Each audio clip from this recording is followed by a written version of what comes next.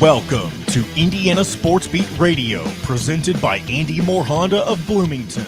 Know your role and shut your mouth, you jabroni! Fires upfield into the end zone, and it's caught. Jelani Woods, touchdown! INDY! 43-point night for Tyrese Halliburton. How do you like that, partner? Renew now, drives in low, throws up a shot. It doesn't go. Tipped up and in by Anthony Leal. Indiana takes the lead. It's pretty simple. I win. Google me. Now, here's your host, Jim Coyle. Hey, everybody, welcome aboard. Appreciate you being with us here on this Wednesday edition of Indiana Sports Beat Radio, brought to you and powered by Andy Moore Honda. Just go to andymorehonda.com and get more to your door in the best in new and used vehicles. And, of course, the Autograph app, where real fans get unreal rewards. Just go to the Autograph app, either at the Google Play Store or Apple App Store, and use ISB Media as your code to get in there and unlock all kinds of wonderful things. Thank you so much for being with us, as I said. On the program today, Dylan Sinn from the Fort Wayne Journal-Gazette will join us. Kyle Neddenriep from the Indy Star. Rick Bozich from WDRB.com. Lots to get to and talk about. As Hubers, the longtime Hubers get-together happens tonight down in southern Indiana in Borden at the Hubers Orchard Winery, where Coach Kurt Cignetti will meet and speak. Mike Woodson, men's basketball coach, as well as the football coach. There will be players from all programs, the men's basketball and women's basketball, the football program as well. They're also in a sold-out event. So roughly 900 to 1,000 people there. So looking forward to getting to talk to some of these guys for the first time and last time before the season starts. How's everybody doing? Appreciate you being with us, as always, on this hump day as we get there. John Boy, how are you doing today? You know, things are going pretty well so far today. It's a beautiful Wednesday. And, I tell you what, after all the bad weather we had this past weekend, it's nice to have a full week of sunshine. I can say that. Well, I can tell you the temperature, if you were watching on YouTube, you would know that I am wearing a sweatshirt and long pants today because it is it's a bit nipply. And I checked the thermostat, said 60 on it, baby. And you mentioned to me yesterday, you still have yet to turn on your air conditioner, correct? Oh, absolutely. And have not used heat in quite some time. Yeah, that is, so I would say you're in the very, very, very small minority. And that's the pretty HVAC impressive. unit has not been used in a long time. I am diligent about that. It would honestly scare me, though, for whenever you actually have to use it for the next time that you turn it on. Since it's gone so long without running. Nah, just resting. But it's hibernating. It is. Use less energy. It's a lot less expensive. That is true. You have to change the filter less often. Yeah, that's never a bad thing. Did we drop out of the 50s? Yeah, it's like I literally I checked because I have all the windows and doors open all night with a few fans going as well. It's 60 degrees in here right now. Is that crazy or? I mean, it's pretty low. Well, even in the dead of winter, and not that we get the most terrible winters around here, but the lowest that I usually allow it to get in my house is 65 before I turn the heat on. So 60 is pretty low, in my opinion. Yeah, I keep it. I can take it.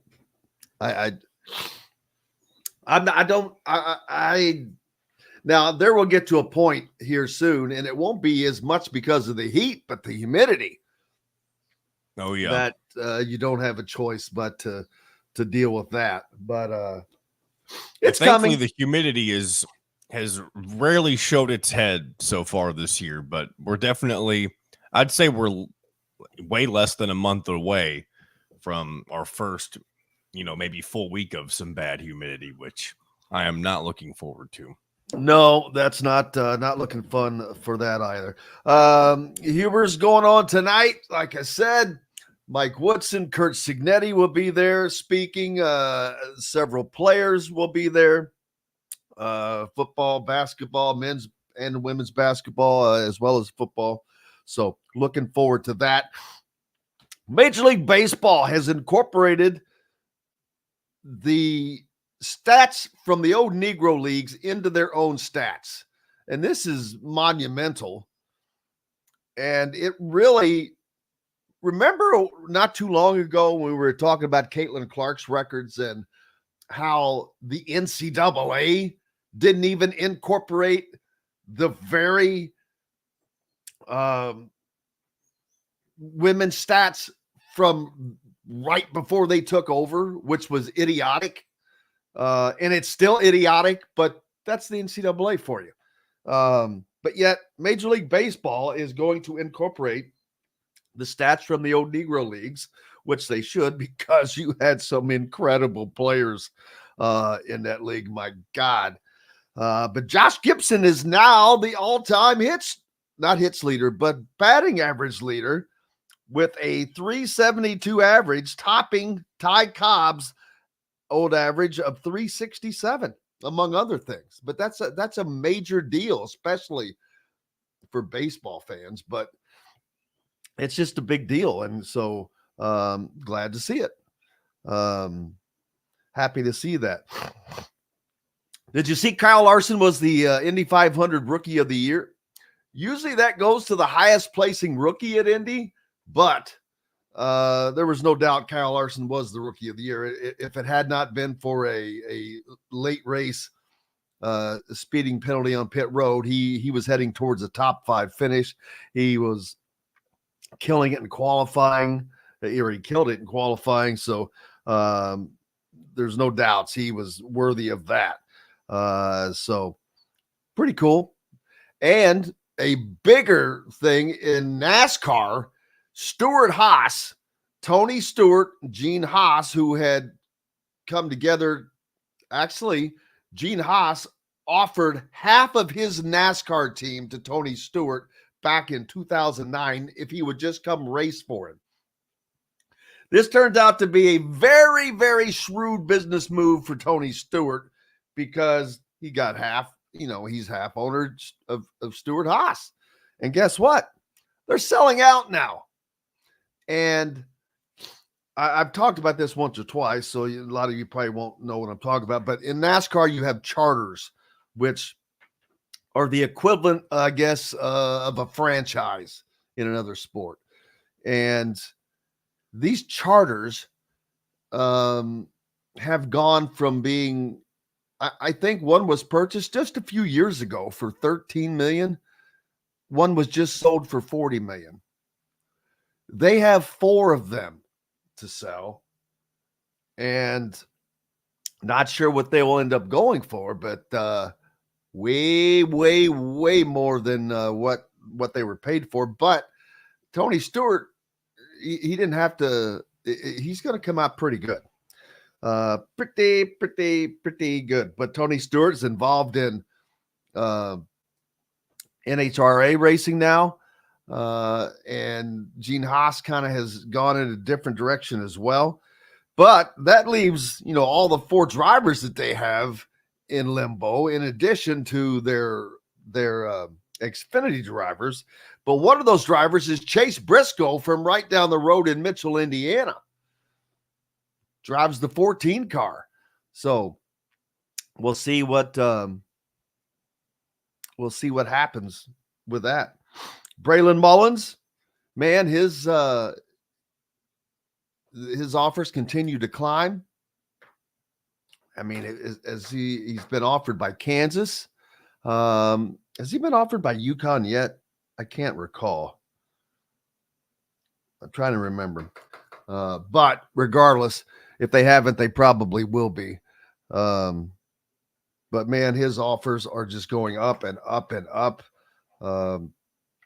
You'd love to be able to talk to Mike Woodson about that tonight, but you can't talk about players. So, curious, got a question for you.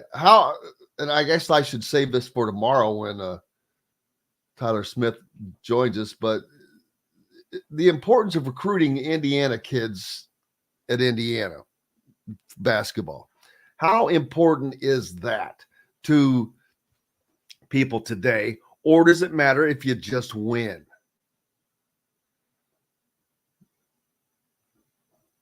I mean, there are a lot of programs that, say Duke, for example. Those guys are not coming from North Carolina. They're coming from all over. Kentucky, no, they're not coming from Kentucky for the most part. Very rarely. I mean, Reed Shepherd is an anomaly. So, but in Indiana, it's been because Indiana produces so much talent. There's always talent there to be had.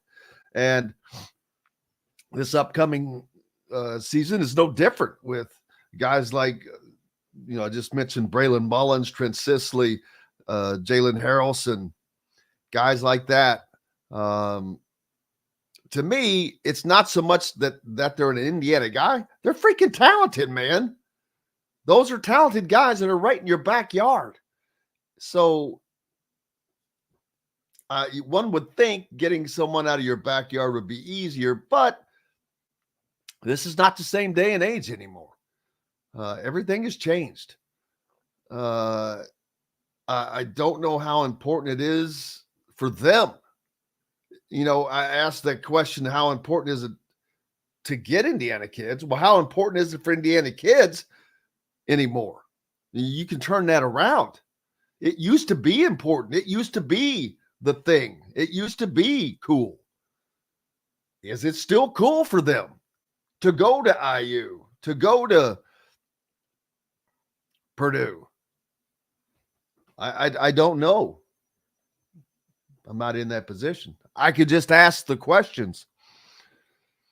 Rudy the Boxer says TJ Toppin got paid at Texas Tech. Yeah, he pulled out. I was reading about him. He pulled out, and today, that's another thing. Thank you for reminding me. Today's the day, or was it yesterday? But I think today's the day. You have till midnight. These players have until midnight to pull out of the NBA draft. Either stay in or get out. TJ Toppin got out and still got paid. Yeah, he'll be a Red Raider at Texas Tech in the Big 12. So you got that going for you, which is nice. Man, is it time for a break? Oh, my gosh. Talk about flying time, baby. It sure did. Appreciate everybody joining us on the Andy Moore Honda Hotline. We've got lots more coming up. Dylan Sinn from the Fort Wayne Journal-Gazette joins us next. We've got plenty to talk about. We'll be back with it all, brought to you by Andy Moore Honda and the Autograph app. Make sure you go to your Apple App Store or Google Play today. Autograph is where real fans get unreal rewards. It's the first app to track and reward fans for loving what they love most, turning passion into access and experiences.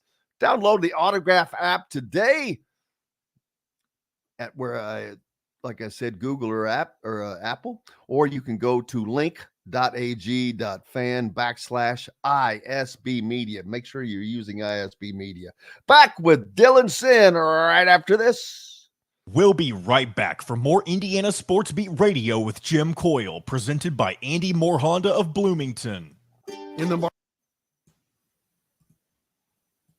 Good morning, Dylan. Good morning, gentlemen.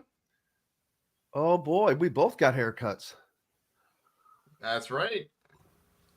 Hey, Dylan, I noticed this last week. No one has seen mine yet. I noticed it now, too, but is there a way for you to turn up the microphone level on your end? I have it all the way up on mine, and it's still fairly quiet. How about now? There we go. That's better. Is that better? Hello. Okay. Yes.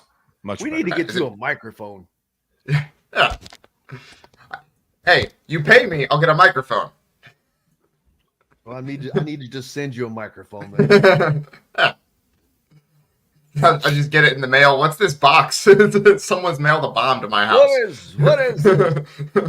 I used to have this cheap little snowball thing, and then whenever the radio station that I work at in the afternoons moved locations, we had a bunch of extra microphones, and I just took one of our old ones and brought it here. So I have a really expensive, nice one that I don't want to say I stole, but I did steal. You lifted. There we go. You rehomed. There we go. That microphone's worth probably a couple $100. Oh, I'm 100%. You're probably very correct on them. Oh, I know how much these cost. Oh, how are we doing, gentlemen? I'm doing. It's a little chilly, but I'm not going to complain. I was loving it. Are you going to Yep. Huber tonight? Yep. Yep. All right. Hubas. I assume you are not. I am. I don't think so, man. It is a 4-hour drive for me. ride. That's Yeah. south of Bloomington. Oh, I was man. already thinking of that. Oh yeah, and trust me, I know that's in my neck of the woods, bro. South of Bloomington. It's down there close to the river. But you can get everything you need off of I'll have it all uploaded on our YouTube channel. Oh, wonderful. Okay. All the interviews, and we always try to record the speeches. Yeah. Those are so hard though, because it's not set up to record, and then you have to shoot it from the back of the room, and unless you have a television type camera, which nobody does. Yeah. I mean, neither of them is gonna have much to talk about. Nothing much has happened since the last time they talked publicly. Well, again. Oh gosh. Oh, there should be a bet on how long it takes for him to say "well" again. Maybe it's the first thing that comes out of his mouth. Who knows? I like our ball club. I like our ball club this year. well, again, we got to get over this hump day. Mike Woodson, bingo. All right, here we go, guys. 10 seconds. And Chop Shop Steakhouse, Chop Shop Market and Table, a part of the Wild Food Group, is your butcher, baker, and fish house, no matter where you live. This segment is brought to you by the Chop Shop, home of the Indiana football and men's basketball coaches shows. Welcome back to Indiana Sports Beat Radio with Jim Coyle, presented by Andy Moore Honda of Bloomington. Welcome back on this Wednesday. Thank you so much for being here. Indiana Sports Beat Radio, brought to you by Chop Shop Market and Table, home of Indiana basketball and football coaches shows, located just north of Bloomington High School South on South Walnut, is your local meat shop, steakhouse, and caterer, no matter where you live. Chop Shop Market and Table offers a great sit-down dining experience for breakfast, lunch, or dinner, where you can even pick out your own steak from the on-site butcher or choose from their incredible daily dinner specials. Chop Shop's Butcher Shop offers quality meats like locally sourced Wagyu steaks from right down at Voiles Farm in Mitchell, Indiana. They have seafood and more. Don't miss out on their Chop Shop's daily in-house made bakery items, cakes, pies, and pastries, all mouth-watering. Join now Dylan Sinn from the Fort Wayne Journal-Gazette. How are you, sir? How have you been? I'm good. Thanks for having me on, Jim. Always excited to be on with you. I appreciate you. It's always a pleasure to have you. Did you make it down to Indy last week at all? I did not. I was up here doing a lot of high school stuff. So we had high school baseball sectionals and softball regionals and things like that. So I was working on that, but I'm sure it was a fun weekend in Indy despite the weather. Absolutely. Other than just bits and pieces of it, it was pretty good. But yet, I said this yesterday. They had to evacuate that entire place, which we're talking. Boy, we're not talking about Assembly Hall when the fire alarm goes off and you got to, get 17,000 to go out. We're talking about thousands upon thousands upon thousands of people. And yet when that thing came back, those stands were full, man. I couldn't believe it. Yeah, no, I mean, it was really good logistically by the Motor Speedway. Just a really good job of kind of making sure everyone knew where to be, how to get there, how to get back in when it was time. There was no guarantee that the stands were going to be full when the race started. It could have been something like where people are still filing in. You get to mile 100 and their stands are still half empty, And it wasn't that. So really good job on logistics by them. They had a plan. The only question that I have is, to your point about Assembly Hall, were there Takis in the parking lot getting handed out by people from the Takis company? Were there what? Do you remember when they had the evacuation from Assembly Hall with the fire alarm? Yeah. There were Takis chips, like they're Are those the hot ones? Yeah, they're the hot ones. My God! There were Those things people are like fire. There were people from the Takis company in the parking lot handing out free chips to people who were evacuating Assembly Hall that night. Well, they had big boxes of them. That was perfect timing. I still have a few bags of those things, and the reason I still have them is because I'm afraid to eat them. I ate one bag, and I'm like, holy God, these are hot. And I eat spicy food, and man, I'm like, wow. I'm like, yeah, I'm not sure that I'm wanting to go down that road again. No, I totally get it. Yeah, I just thought that was the funniest thing was we get out there, the media is out there in kind of a little huddle trying to figure out what we're doing, trying to kind of do some reporting to see if we can figure out what's going on. And all I see is the Takis people handing out chips to anyone who will take them. They shoved a bag in my hands. We're like, here, take them. I was like, okay. Oh yeah, boy, I'll never forget those things. Woo. Down at tonight down at Huber's, it will be our first opportunity to talk to Mike Woodson since the season ended. It will be the first opportunity to talk to Curt Cignetti since spring ball. Last opportunity to talk to Mike Woodson before the season starts. And kind of the same with Curt Cignetti until their season starts as well. So it's kind of an important time for us to get to talk to these guys as well as a few players. But it would be interesting to, like you said, I don't know what they're going to say of importance, to be honest with you. But we'll certainly get to find out. Yeah, absolutely. I mean, that's the thing is for both of them, a fair amount has happened since the last time they spoke, right? Like for Mike Woodson, he has not spoken publicly since the season ended. So they have an entirely new roster since the last time he spoke publicly, right? Like he's going to talk about how the team fits together. He's going to use the word ball club 17 times. And he is going to kind of give an idea of how he sees this team going forward. I remember a couple of years ago, I think it was at Huber's, where he talked about basically Trace Jackson Davis being the missing piece for that team, and he kind of openly lobbied for Trace Jackson Davis to come back. That was 2 years ago now, and so he takes this opportunity seriously as just a kind of way to expectations set going into the summer. Right, like that's kind of the way he uses this in the past, has in the past anyway. And so I'm interested to see what he says now that kind of the rush for the transfer portal is over, and just kind of see where he thinks his team sits and just kind of the work that his staff did over the last couple of months here. Curt Cignetti too. I mean, again, this is the last time we're probably going to hear from him until Big Ten Media Days in July. It's 6 weeks from now. So again, it's also.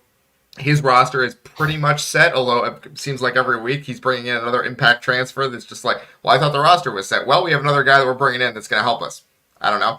So he's probably got expectations set a little bit too, just to kind of say, here's where we feel like we are going into the summer. Here's what we feel like the team is going to look like. Here's where we still need to get better and things like that. So I'm actually fascinated to hear what they're going to say. And then, of course, this is the first time we're going to hear from either of them since the NCAA settlement, right? Like this is it's been a week and a half now since that settlement came down, a little more than a week, and that their job almost entirely changed overnight. Like they have a huge thing that's going to change as of next year, and so I'm just fascinated to see. I'm sure they'll be asked about it. I am fascinated to see what they think of that ruling and just how it's going to affect what they do, because I'm sure they're not going to say much about it because there's so much unknown right now I was going to But say, how educated on that do you think that they are? Well, it's not even education. You can read everything there is to read and still not know because no one knows. Like, there's still, the settlement has happened,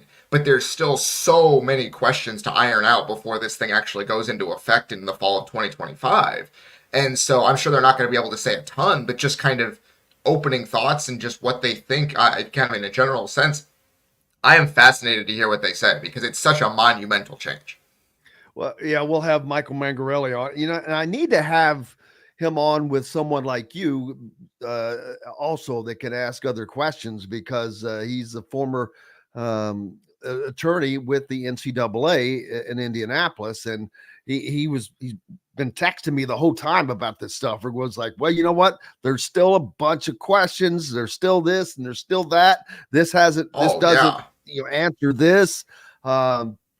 What does it mean? Where does it take college athletics now? I don't know. All I know is some people are getting paid, but that, all the way back to 2016. But going forward, what does it mean? What does it mean for non-revenue generating sports? I really, how are schools going to afford to pay? To not only pay for all that they're already paying for, but to also pay a salary to the rowing team, to the tennis team, to the cross country team, things like that are absolutely they're just a revenue drain in every way. Yeah. No, I mean, that's one of the biggest questions right now. And basically the way it's set up is that, and the numbers are flexible here and they're going to change, but the idea seems to be you're going to have about somewhere in the neighborhood of $20 million to spend on athlete salaries across the whole athletic department. And so the job of athletic director has also changed pretty significantly, where you're going to have to decide what program gets what money, right? Like if you can find a way to keep all of your programs running, right? And I'm sure there are going to be some schools that might end up shutting down programs. Maybe, we don't know. But that's something that has been kind of a boogeyman in the back corner is, hey, we're going to have to shut down programs if you do this. Well, if they do, okay.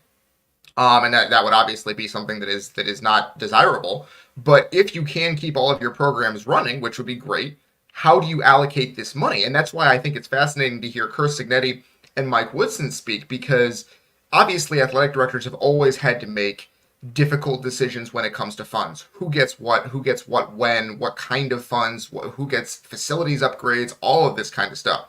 But now these coaches are going to be pitted against each other in a way that goes beyond even what we've seen before, where if Mike Woodson and Kurt Signetti are both looking for some cash for a high level recruit, how do you divvy that up if you're Scott Dolson, right? How do you decide what goes here and what goes there? And that's obviously always been a part of the athletic director experience, but that's just heightened now. And I am fascinated to see that dynamic play out over the next couple of years here, because you have a certain amount you can allocate across the athletic departments. You have to decide who is going to get what. And especially at a school like Indiana, where basketball has always been king, but they're really making an effort now to make football into a relevant sport. How do you decide who gets what? I think that's going to be fascinating. I would love to hear what the coaches think. Are they going to go into like lobbyist mode more than ever? Are they going to be in Scott Dolson's office every day saying, hey, I need XYZ, make sure I get XYZ for XYZ player? I'm fascinated to see that dynamic play out over the next couple of years. Yeah, this is going to continue to get I don't even know the words to use, become a slipperier slope before it becomes lined out. There are more questions than answers right now. Oh, yeah. And no one knows what those answers are. Hell, we don't even know what all the questions are yet. Right. That's the thing, is that this settlement was kind of billed when it was coming as, okay, this is kind of a not an ending, but a significant milestone along the way toward an ending. And it's not. This is a marker of what we're going to do going forward, but now everyone has to figure out the logistics of this. This did not settle basically anything other than the court cases, right? We basically have to, the NCAA and the universities and the conferences basically now have to write an entire rule book from scratch on this kind of thing. It is going to be an insane next Because again, this does not go into effect until fall of 2025. So there's basically 15 months now until this actually goes into effect and players are getting paid by the school, if the school decides to. So in those 15 months, there are going to have to be enormous rule changes made, and the rule book is basically going to have to be rewritten. So there are so many questions, and the way you put it was really good, which was we don't even know all the questions yet. There are going to be questions that come up in the wake of this that's like, well, we didn't even think of that when we were putting this together, and they're going to have to be ironed out. So, and that's not even talking about going backward, where you talked about players since 2016 getting some money. We don't know which players from 2016 are getting money. We don't know how much money they're getting. We don't know how that's being divvied up. It's $2.7 billion that's going to them. We don't know going to who. We don't know. And that's also going to have to be kind of a thing that's discussed over the next year here, and probably several years, because I think it's a 10-year deadline to pay that money. So it's just, there are so many questions right now. And again, now Mike Woodson and Kurt Cignetti are going to get up in front of the media and try to talk about it tonight, which is going to be an interesting dynamic. Yeah, I'm wondering if those questions are going to come up, but if they do, it's because people have not listened to us, right? And knowing that they don't know the answers. Yes, they don't even know the questions yet to ask. But and other than, do I have NIL money? That's all that matters. And you got a lot more than that now. I'll tell you that. Yeah, that's it. It's not. This is not going to affect basketball and football that much. It's all the other sports, because they have to. Well, I mean, for the past it will, but like the here and the now, no. You have to raise funds. You have to have NIL money. You have to. Well, other than the payment, or is this going to be a yearly thing? How's that going to happen? How does this going forward on a yearly basis?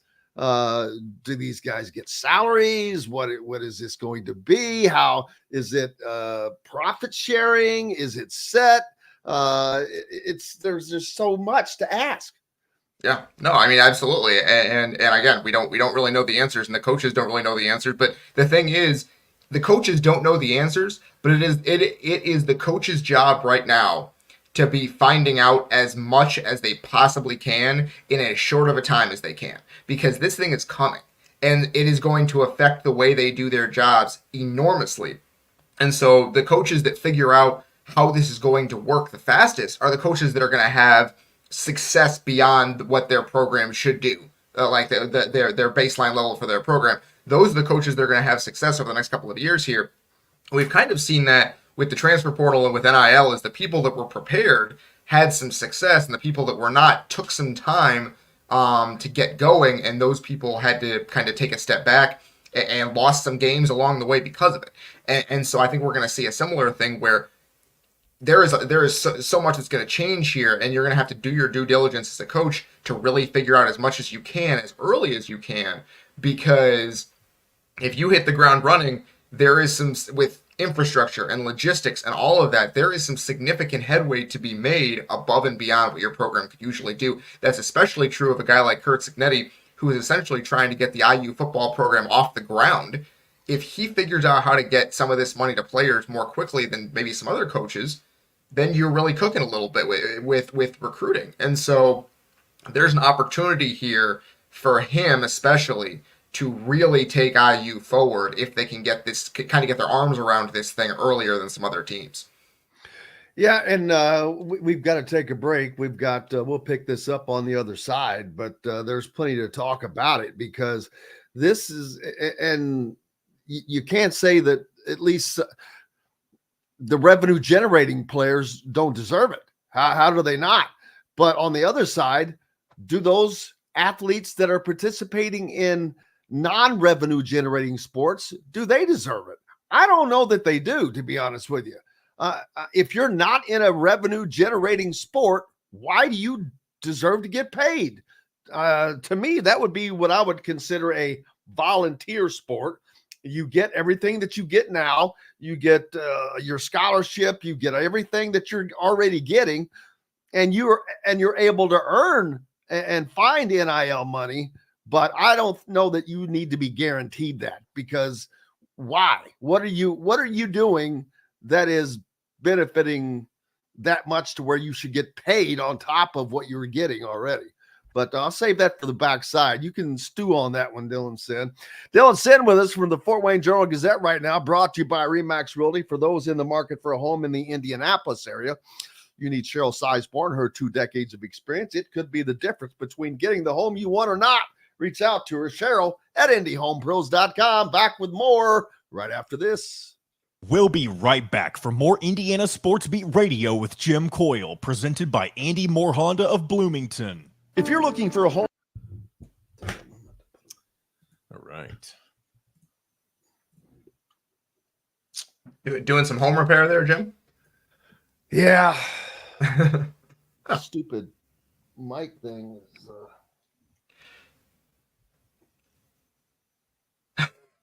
that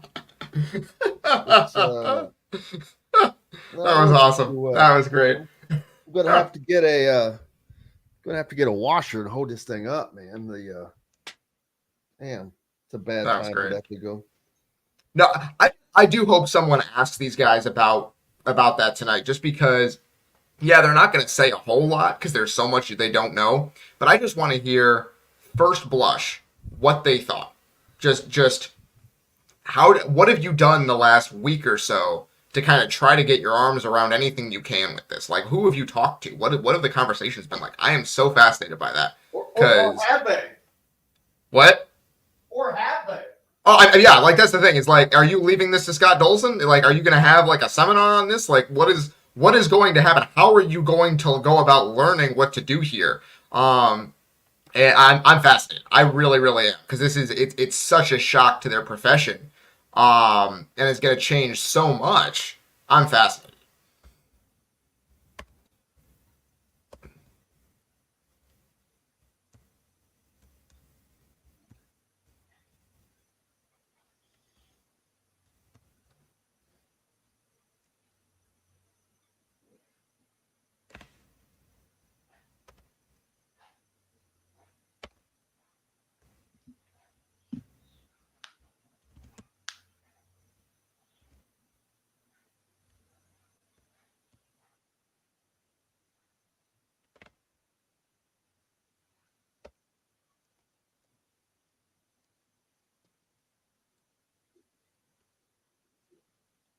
Your pin drop right now. How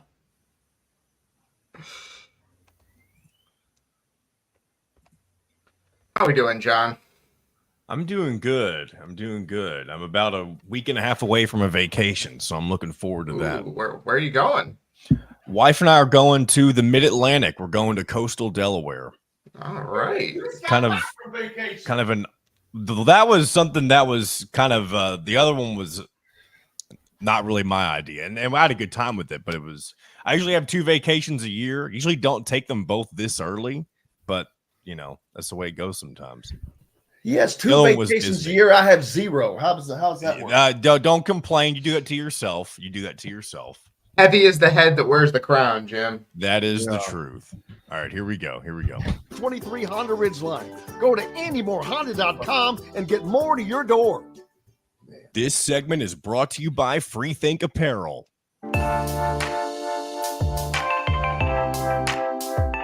Welcome back to Indiana Sports Beat Radio with Jim Coyle, presented by Andy Moore Honda of Bloomington.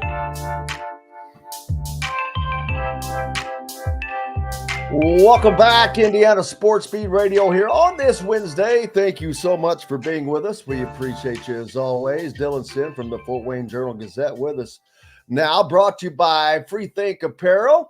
Whether it's 20 t-shirts you need for a family reunion or 200 for this summer's baseball league, Freethink Apparel is the place to be.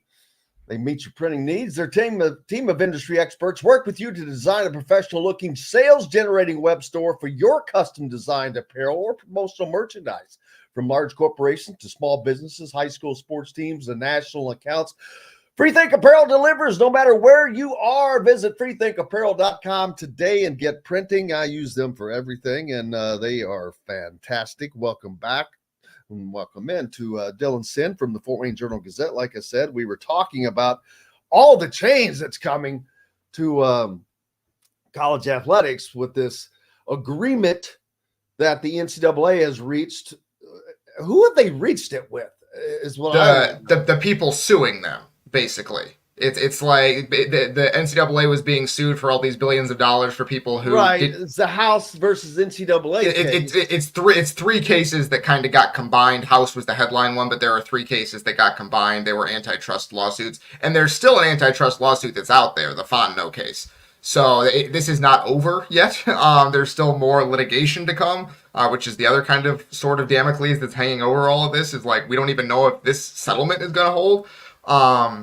But yeah, it was three cases that were combined, and again, again, it's again, there's still so many questions, but that is kind of the long and short of it, is that there were three cases that were combined, and it was people suing them for back pay, essentially, and antitrust violations, and so now they have to pay these people back pay, and then make sure they're not doing antitrust violations in the future by, well, in this case, paying athletes a certain percentage of revenue. Yeah, it's you can look to see all the questions that the people have.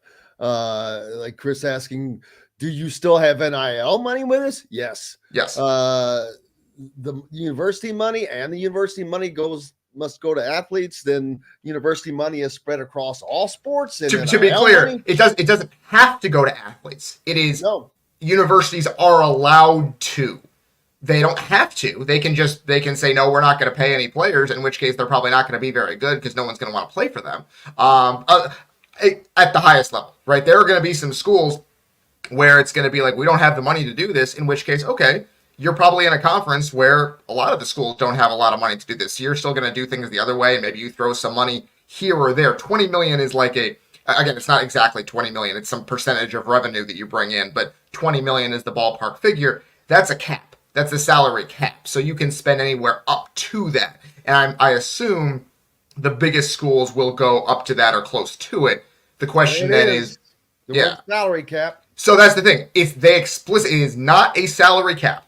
That is very, very important. I am using that term because it's something that we as sports fans understand, but it is not that term. It was not used because they are not employees. That was the whole point of this settlement, was to say you can get some money from revenue sharing, but we are not paying you a salary because that would classify you as employees, and we don't want that.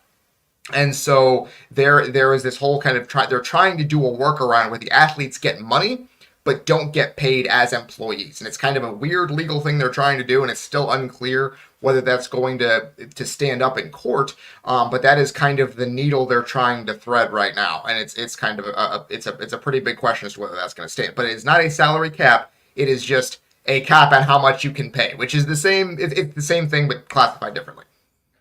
Yeah, it's just going to be crazy.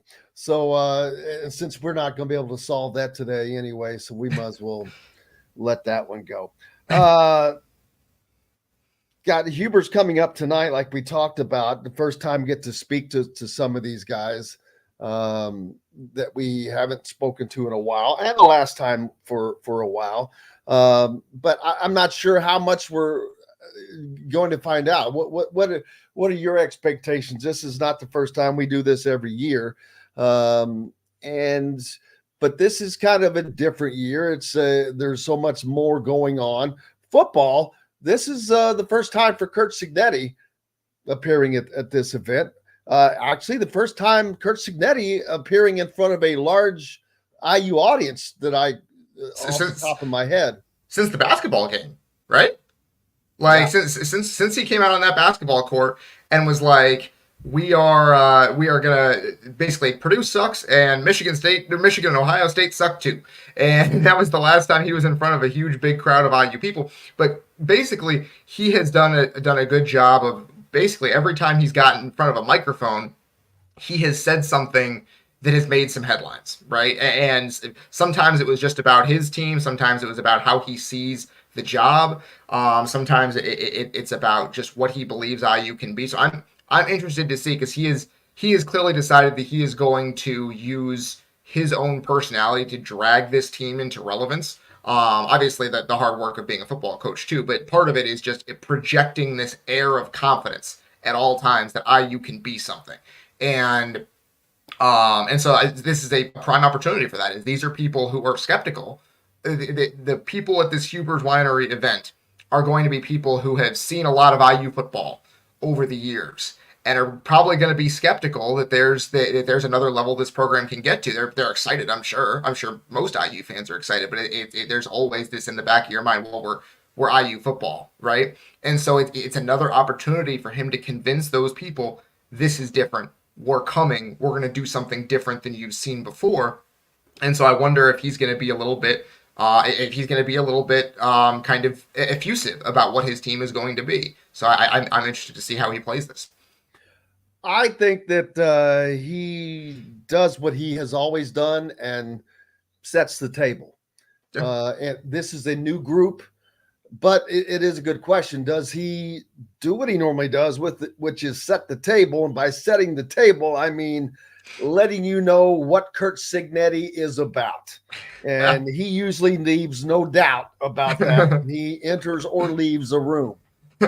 Absolutely. Like that's been his whole thing is that when he is in front of a camera or he has an opportunity to kind of sell himself and sell the program, but what he's trying to do with it, he takes it, right? He lets you know, I'm Curt Cignetti. I'm the coach of Indiana football. Here's why Indiana football is going to matter going forward. And he has done a really good job of saying that over and over. And he said at his introductory press conference in December, he said that was going to be the plan, was to just say, we're going to win over and over and over again until everyone believes it, even the people who never believe it. And so that's the plan. I'm sure he'll use tonight as another opportunity to do exactly that, is to just say, hey, we're here and we're coming. I'm not going to see you again until the middle of July at Big Ten Media Days, which, by the way, is closer than you think. Kind of crazy. But he's going to use that opportunity to say, hey, here's what we're looking at going into the summer. Here's what we've done in the portal. Here's what we have. Here are my expectations of just maybe how not putting a win figure on it. No one ever it says we're going to go 8-4 in May, but just here's how good I think we can be. Here's the type of team I think we can have. And I'm just interested to hear what he says. Yeah, me too. But I kind of, he's going to talk about his team. He's going to talk about the players. I think he's going to have a quarterback battle on his hands. And I'll be honest with you, I didn't think that. And I'm not saying that in jest because we've dealt with that so much with Tom Allen. But I went in thinking, Rourke's going to be the starter without question. And in that spring game, Taven Jackson showed me something. And I'm like, wow, man, this is not as clear cut as I thought that it was. No, I mean, like I thought I was like you. I thought that Rourke was going to come in. I thought that Rourke wouldn't have come into IU in his final year of eligibility as a former star in the MAC if he had not thought he had a very, very good chance to win the job. And so I assumed he was going to win, and I still think he will win it eventually. But first of all, the fact that Taven Jackson has not transferred tells me that he believes that he has a chance to win the job. Like, just the way, maybe he's very happy at IU. I don't know Taven Jackson's inner mind. Maybe he just is incredibly happy at IU, and that's why he's here. But the way college football in general works now is if you're a quarterback who has any kind of starting experience and you are not set to start the coming year, you transfer because there are people that need a starting quarterback almost always, right? He could be a star on certain teams in the country right now. And the fact that he still is at IU suggests to me that he believes he has at least a chance at the job. And why wouldn't he? I mean, he showed like he wasn't great last year. There was plenty for him to improve on, but there were games last year where he looked like a genuine could be a guy, right? And I mean, that game against Louisville, they should have won that game. Louisville was a very, very good team last year, and Indiana should have won that game, and that's part of the reason that Tom Allen is no longer the coach, is because they didn't win games that they should have won like that. Taven Jackson was terrific in that game. The fact that he came up short of the goal line on that run to the right, the pylon, they came up at the half-yard line. That's not his fault. He was terrific in that game, especially in the second half. The bad 4th and 1 call. Oh, absolutely. That's not on Taven Jackson. He showed you he can be a high-level quarterback. It's not on Taven Jackson, and it's not on Josh either. No, either. That's absolutely a horrific horrific call. Yeah, absolutely, absolutely.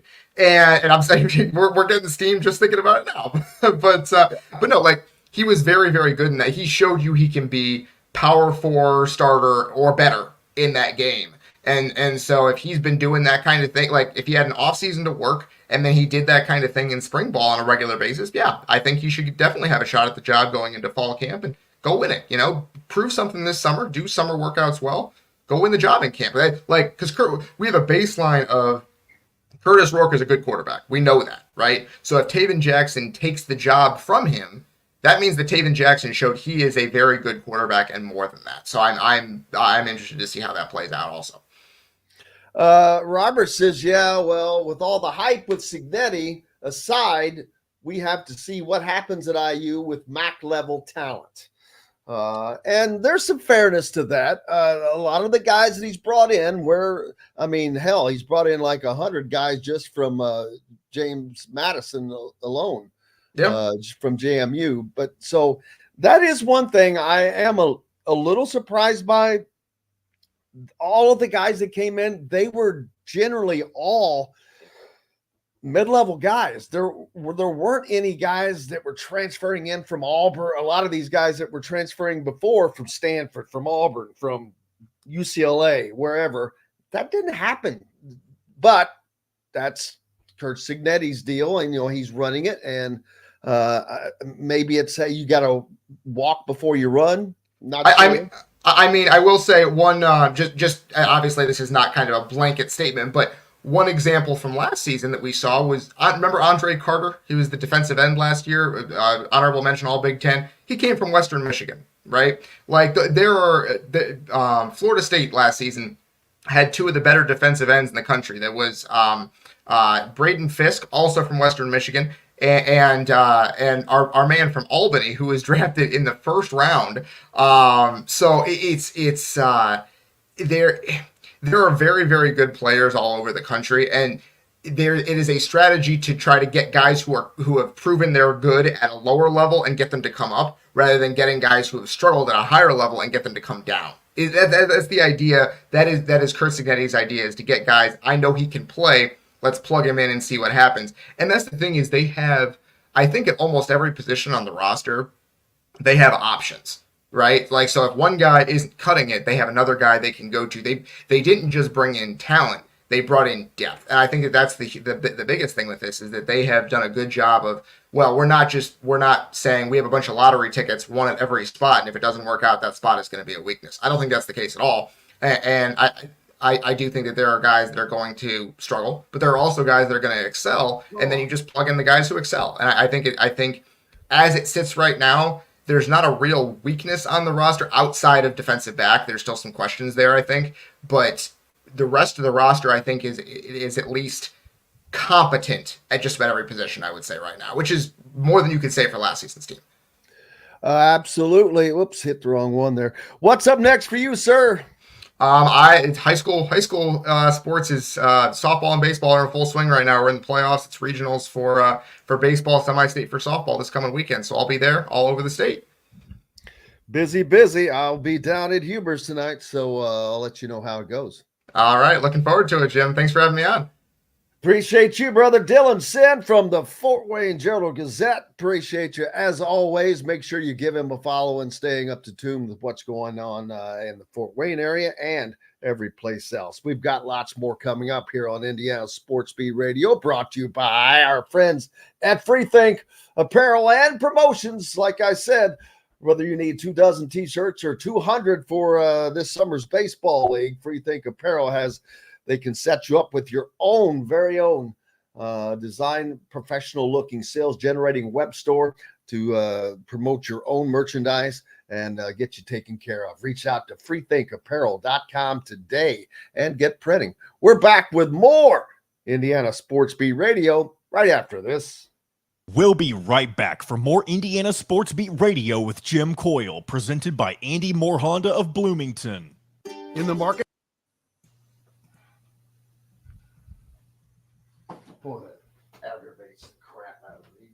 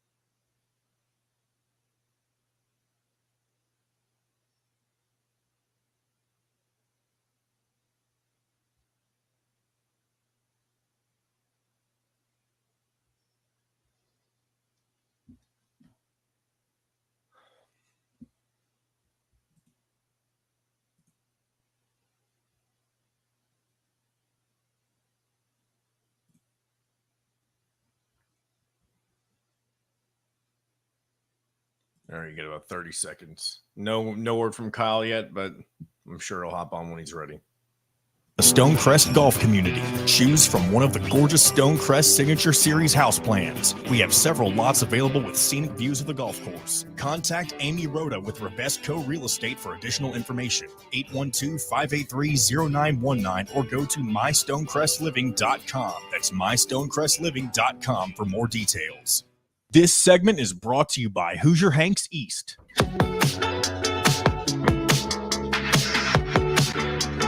Welcome back to Indiana Sports Beat Radio with Jim Coyle, presented by Andy Moore Honda of Bloomington.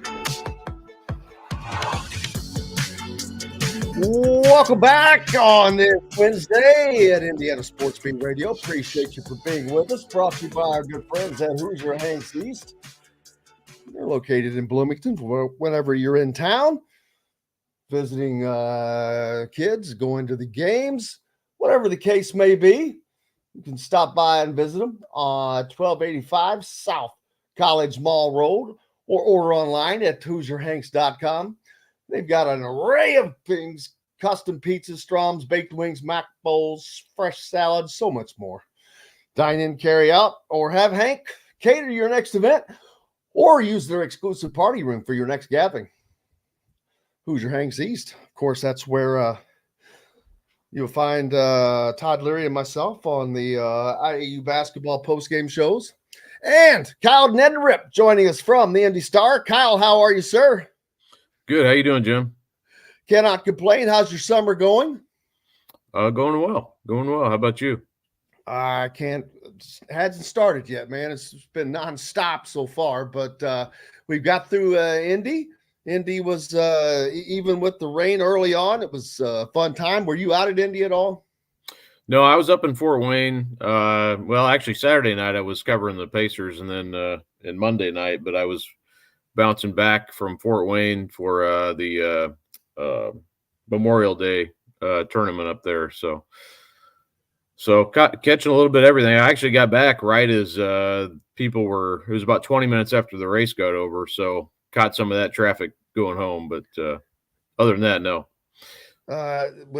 It's hard to, that was a weird deal with the way the race was postponed and people getting home at midnight. That was a different situation this year. Yeah, for sure. Yeah, so sometimes it happens that way. So what's going on in the summertime? I know everybody thinks everything slows down, but it doesn't really slow down. It just changes gears. The AAU circuit ongoing. Been talking about Braylon Mullins a lot, man. You talk about someone's recruiting who has just hit the skies with a bullet. Braylon Mullins is that. You had Jalen Harrelson, who is probably is higher ranked, but Braylon Mullins went into his recruitment with just a couple of offers, and he comes out, and they're not even done with the AAU circuit yet, but it has not taken him long to make his prospects much more higher. Yeah, and I can't remember if we talked about this last week, but I had a chance to go out there and do a story on him. I think it was probably around this time last week, but everything is sitting there with his dad, and he's, getting texts from about everywhere in the country. So it's a confluence of different areas where, why that's happening now with, the first chance to really see them play in front of college coaches this spring. And then also, the transfer portal's pretty much slowed down and stopped at this point. And, so now they're kind of focused on the 2024 or 2025 class, that is. And of course, and then he went out and played really well, in front of, Hubert Davis from North Carolina and all kinds of, Nate Oates from Alabama they offered as well. So you got all these, Alabama, North Carolina, UConn, he's going to visit there, so there's just a lot of schools that hadn't necessarily been recruiting him are now, now have either offered or are on him now. So, it's not surprising, I think, but yeah, we'll see. He's obviously an IU, he's got in-state interest, and IU, I think, is in a good position with him. Purdue's now offered, have been involved with him for a while as well. So, we'll see. I don't know if there's anything new to really say about that other than, having written about last week. But yeah, he's definitely on a high path, I think, to a higher recruitment. Purdue is their offer. They have been on Trent Sisley forever, and really going after him. And they're not expected to have any room other than for one player next season. But that could always change. I think that the transfer portal is going to start visiting West Lafayette. It has not done so up to this point. Really, I don't really include last year. Those two guys, they were expected to leave because of Matt Painter had continued to recruit how he had been prior, but he's going to start making adjustments, I think, because especially bringing in a 6-man class, I just find it hard to believe that you're going to be able to keep, and anybody, has nothing to do with it being Matt Painter or anybody else. Hard to believe you're going to be able to keep all 6 of those guys together. Yeah, I mean, we'll see. I mean, there's a higher rate of mobility obviously anymore, and so yeah, I mean, I always thought it was interesting they hadn't offered Mullins yet, based on space, but I think they wanted to be honest, like, hey, this is what our situation is, and now whatever the case is, that's changed, and so anyway, obviously they've been on Trent Sisley for a long time. Had offered him. But yeah, I mean, it's so hard to project, like, okay, well, you're going to have this scholarship filled and this guy coming back when, like you said, I mean, Purdue's had a great history of keeping guys and not really having people leave the program. But yeah, at some point you figure that's going to come up and bite them a little bit more.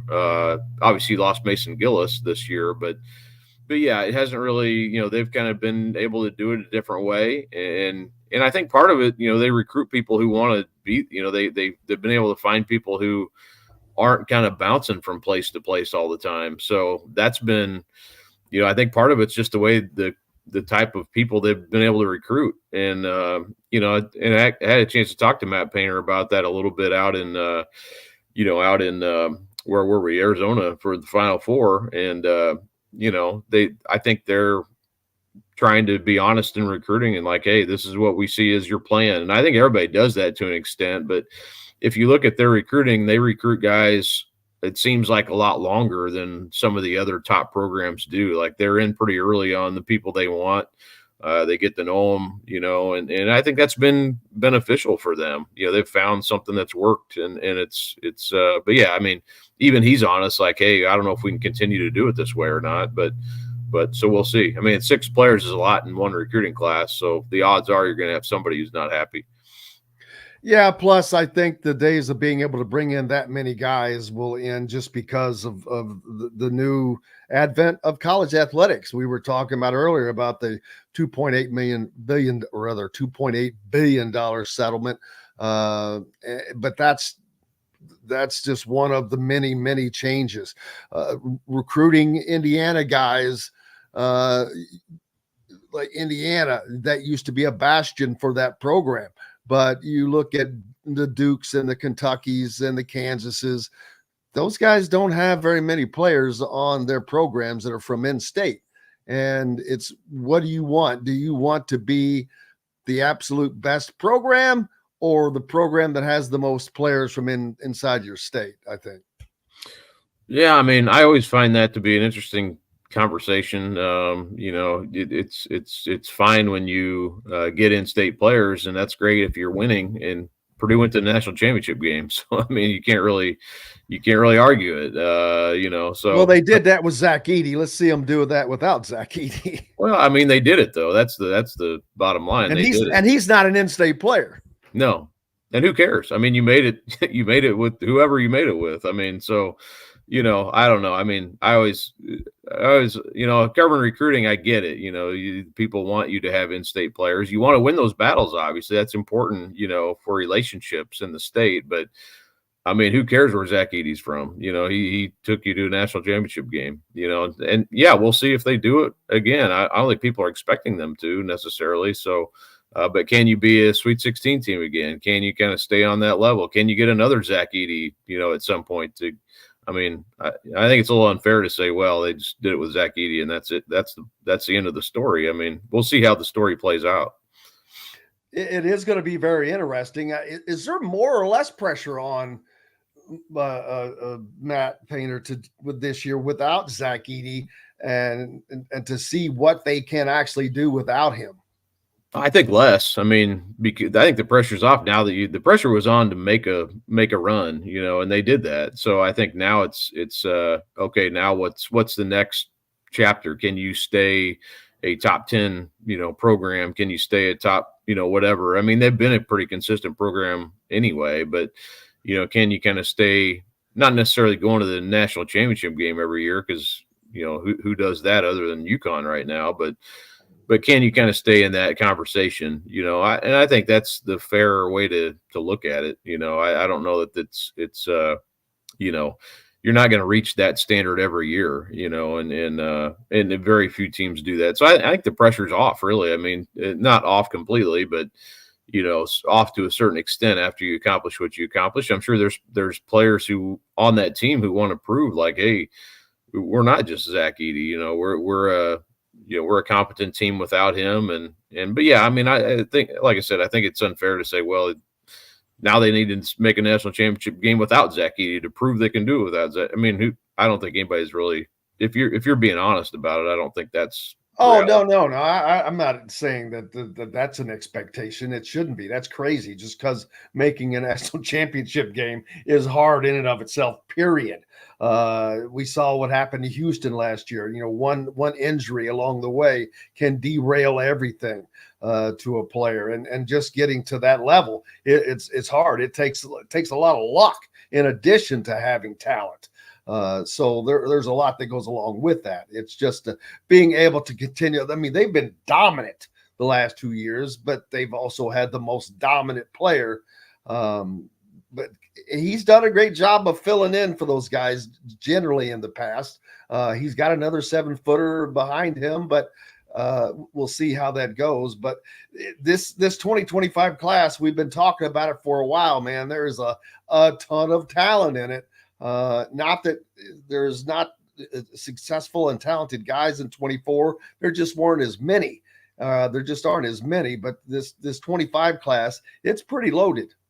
Yeah, I mean, definitely from our state, and I think also from what I've seen elsewhere as well. So, there's a lot of and it's that time of year too. I'm talking to people about where some kids landed who were in that 2024 class, and we're finally getting to the end of the COVID year, and man, it's just hard there's really good players at the 4A level who I'm surprised just didn't have, and we're talking more small college players and NAIA and D3, but just like, man, I'm surprised they didn't have a little bit better. But I think we'll finally get to the point, and the portal's still going to make it tough for those guys too. You're still going to have transfer guys moving up and down, and a lot of them do move down, and those aren't the ones you really read about necessarily. But yeah, it's changed a lot, and hopefully getting this COVID year out finally will help the next coming classes, kind of free up some space, obviously, that's been taken up.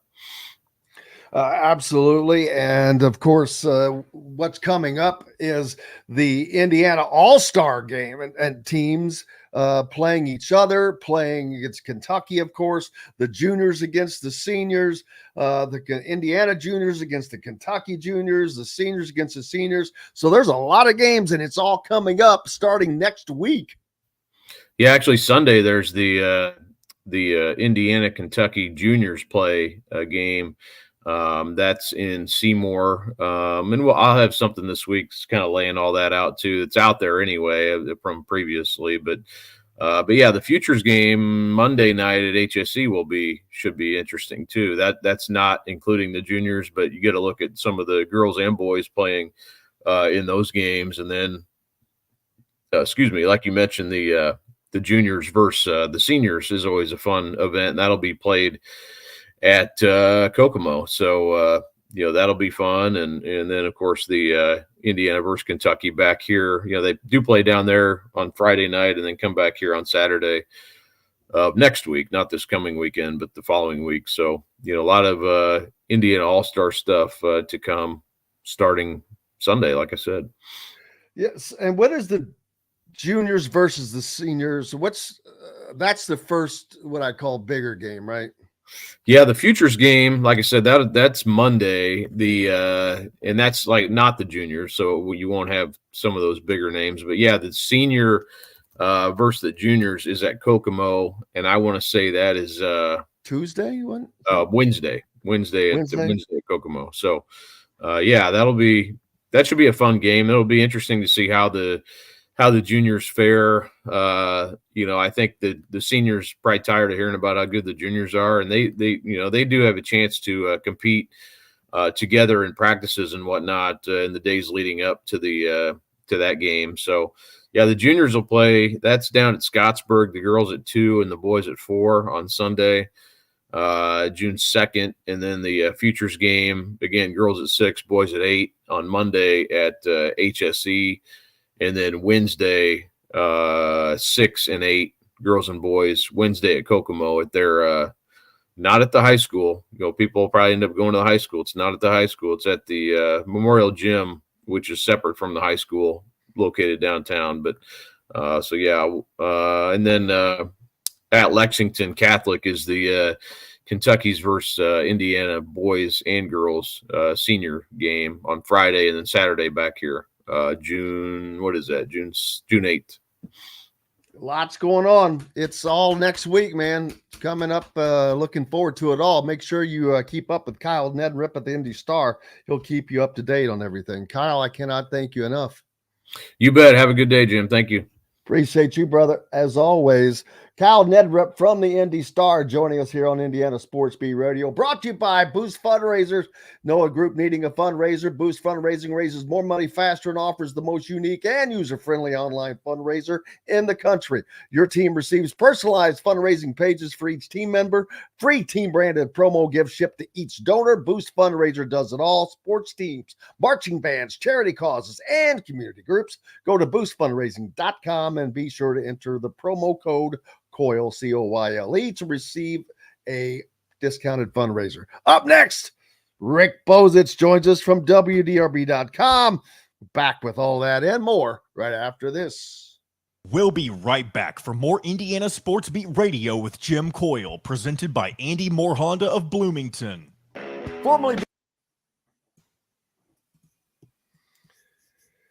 Good day, sir. You coming down tonight? I am.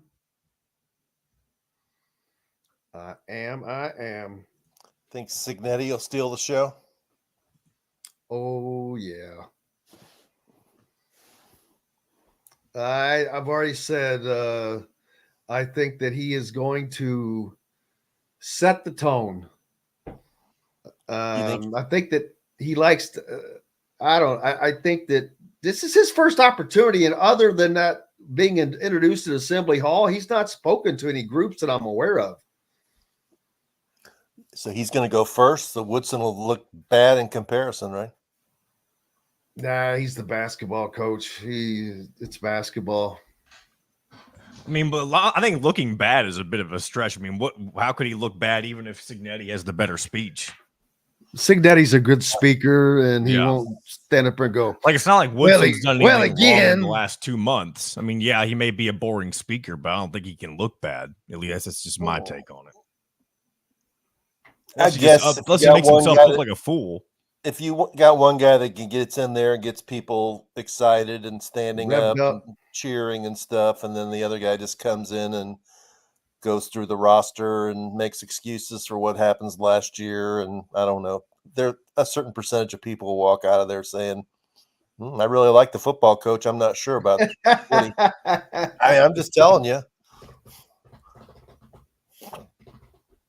If it was Archie, I'd say it's definitely the case because he was horrible. Oh, my God. I agree with you there. God awful.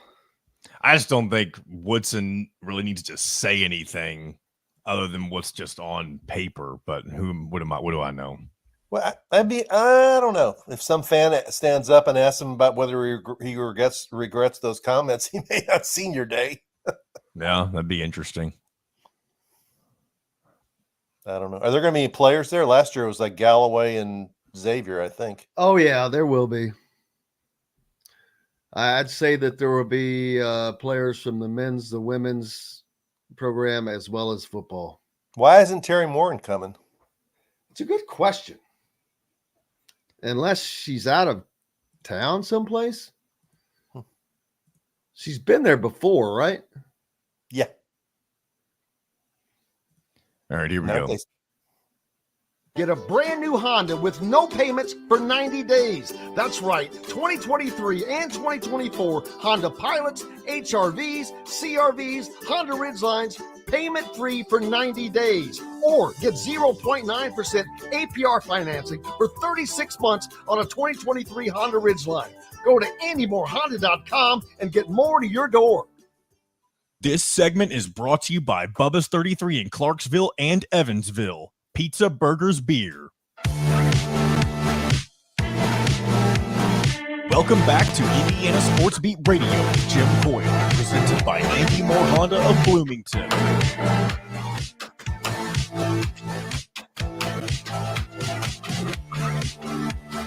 Welcome back, Indiana Sports Beat Radio here on this Wednesday. Thanks a lot for being with us. We appreciate you, as always. Joined now by the great one, Rick Bozich from WDRB.com. Rick, how have you been, sir? I've been good. Had a nice quiet weekend after the madness of the last 2 months. So kind of got regrouped and refocused. And I'll see you tonight at Huber's for what, man, I don't even remember how many of these this goes back to at least Mike Davis for me.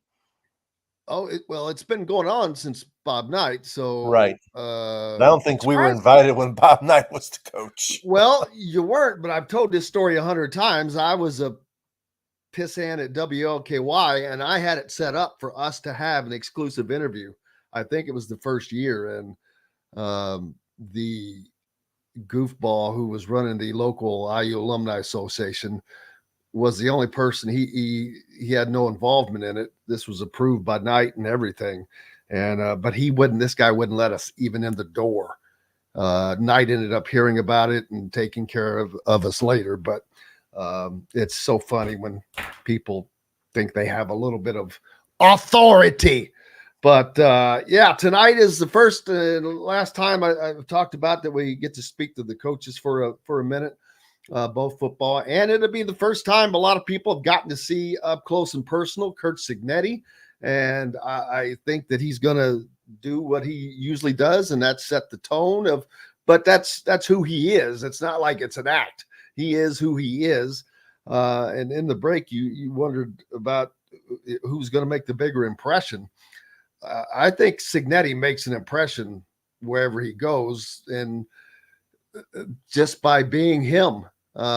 He's a no nonsense, no BS kind of a guy, and so it is going to be interesting to see the different takes on these guys from the crowd tonight. Yeah, I agree with you. I don't think it's any question that Cignetti will be the more dynamic speaker. He's already fired a bunch of memorable lines out into the social media world that people have clung on to. It was interesting in the passing of Bill Walton. I went back and was reading parts of Seth Davis's book about John Wooden, and I found a quote from John Wooden when he went to UCLA. It said something to the effect of, I've never had a losing season before, and I certainly don't intend to start now. And that's similar to what Cignetti said. I'm not saying he got it from John Wooden or from that book, but it's like, wow, that's pretty interesting that his mindset is the same as John Wooden's. And I think to this point, he's done a pretty, airtight job of building not just enthusiasm about IU football, but sort of building some belief that's, substantive change is going to come, that he understands what the problems were, that he's going to fix them, and he's going to build a culture and a team that I'm not saying they're going to win big, but they're going to be competitive and they're going to look like a coached football team this season. He's got a plan. He sticks to the plan. He's going to execute it. And I think he's going to, I think his goal tonight will be to get more people converted to come into games. And I think he'll achieve that. Absolutely. And they need that. The Indiana football program is not one that can sit back and not do that. They have to have, especially in this day and age, they have to start making money, more money. And besides the TV money that they're getting just by being part of the Big Ten, they've got to start bringing in people, selling merchandise, all the things that go along with that, because of how things are about to change even more than they have already changed. Yeah, I mean, you've got to make it be a happening. You've got to create a happening before the game of saying, that's something I want to be a part of. People are talking about that. It sounds like fun. A certain percentage of fans don't live in Bloomington, whether they're coming from, this area, whether they're coming from Indianapolis, Columbus, Terre Haute, Kokomo, wherever. They have to make plans to come to IU football games. So you have to make them, until you're a consistently winning program, you've got to give them something to say, if I come down there, I'm going to have a good time. So that's on the administration to create an environment around the game where it's fun. And then it's up to him to create an environment first that people believe that they have a chance to win some of these games. You can't have it continue to be where there's just so many games like, I'm not going to go to that. They got no chance. It can't be that way. And so you start out by, beating the Rutgers or the Marylands or the Purdues or the Northwesterns. And then later on down the line, maybe you pick off an occasional, higher level team in the Big Ten. But, they got a very entertaining schedule this year. It's set up. They can get off to a good start, and we'll see if he can take advantage of it.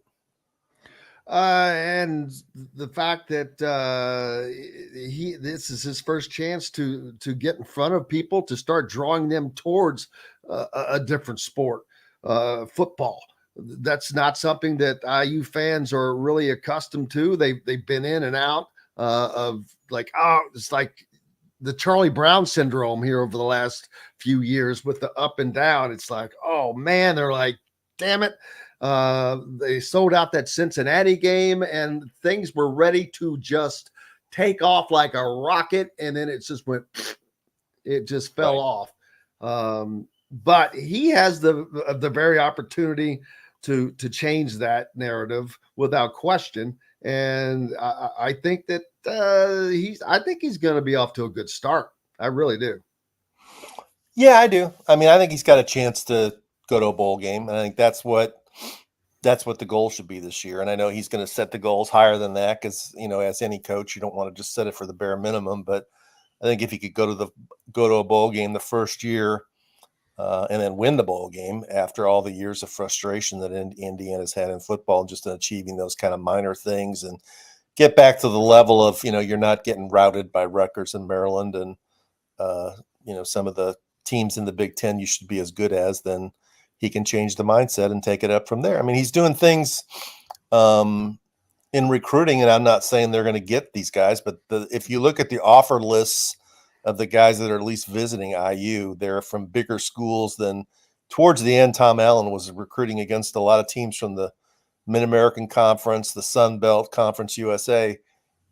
Cignetti's at least recruiting guys who have other Big Ten offers. They have some SEC offers and, some ACC offers or whatever. He's not shying away from going against the big guys, knowing you're not going to get most of them, but even getting your name mentioned with some of them can be a good thing.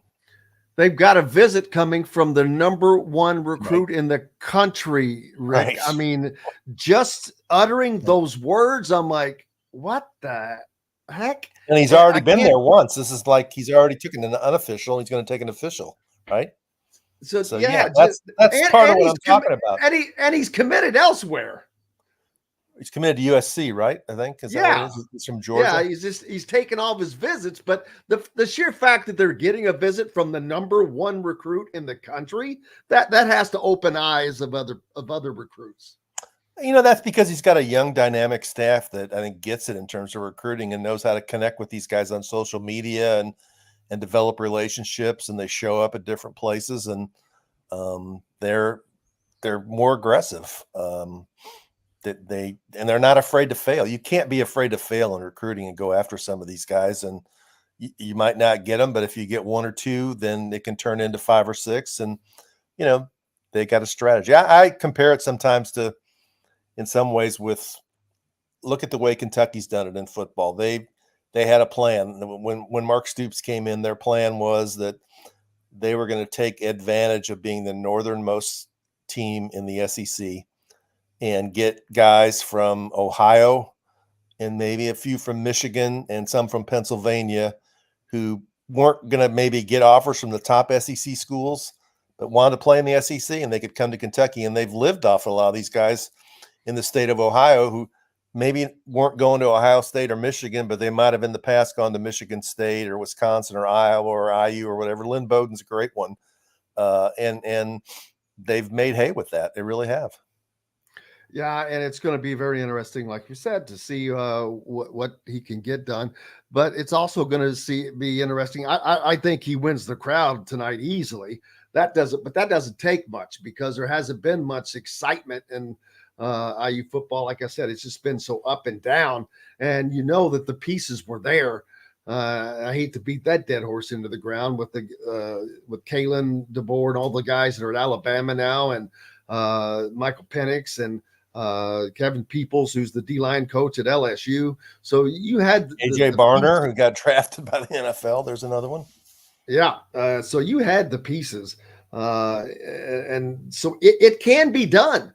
But now we're entering this different era. How hard is it going to be, though, for an Indiana who's a lower level, big level team to compete at up there? And they don't have to win the Big Ten conference, and no one, I think, expects them to win the Big Ten conference. But they just have to compete and be in that middle ground, I think. Yeah, I mean, they got to be a team that's, you win your 3 non-conference games, and then you win, that leaves 9 other games. You win 4 or 5 of those. Even 3 gets you to a bowl game, but 4 gets you a winning record, and that's how you build it one step at a time. You don't nobody makes dramatic leaps into greatness. It's got to be football's more of a methodical building process. So they've done some intelligent things. I give Scott Dolson credit. I mean, he took a lot of crap last year when he opted out of the Louisville game, but he gets the big picture. Until they establish the program, they have to schedule 3 non-conference wins. If you look at a lot of other programs that were down for a long, long time, that was one of the first steps they took. Get the schedule under control. You schedule yourself 3 non-conference wins, and you go from there. And, I think that Cignetti, coming from a place in his career where everywhere he's gone, he's dealt with losing mentality, losing tradition.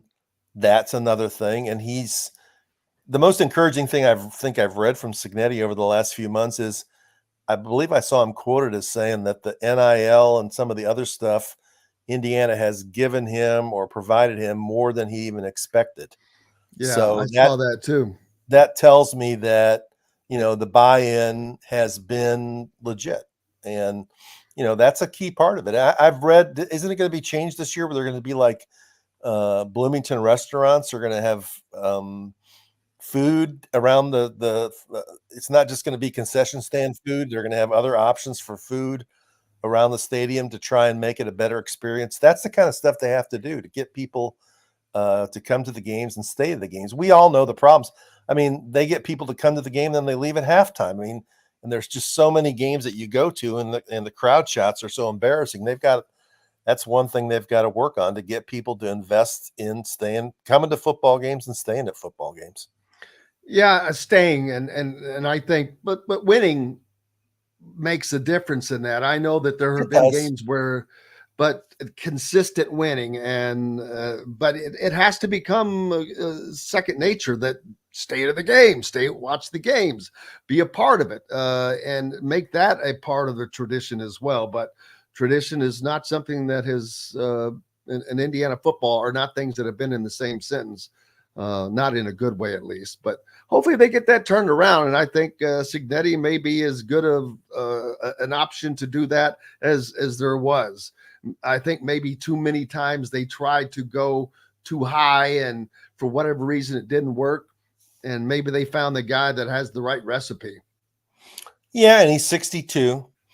So it's not like he's a 47-year-old guy who's going to come in and try and get coach of the year and win 10 games and jump to, some SEC job or something. I would think he's going to stay at IU for a while and try and build something. And I just looked at the schedule. I mean, 4 of the first 5 games are at home, and the road game is at UCLA. And UCLA lost Chip Kelly. Game. It's a winnable game. Lost Chip Kelly. They haven't been a great team. Their head coach is even less experienced than Cignetti.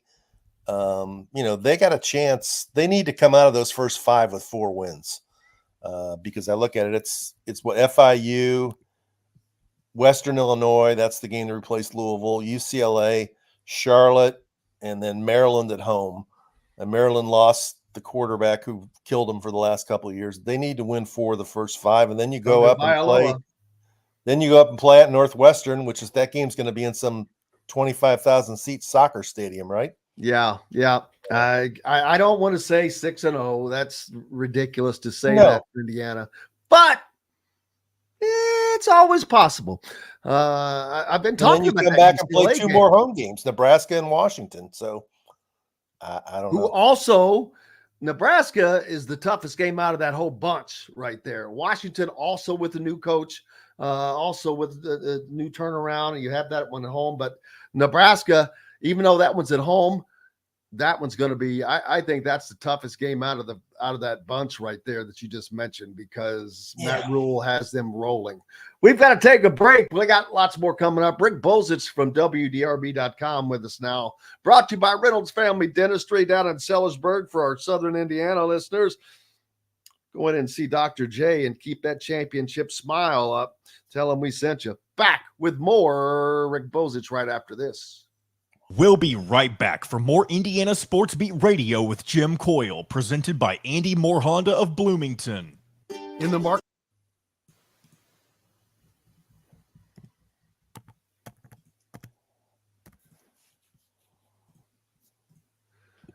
Holy moly. I'm ready for some fried chicken dinner. Yes, sir.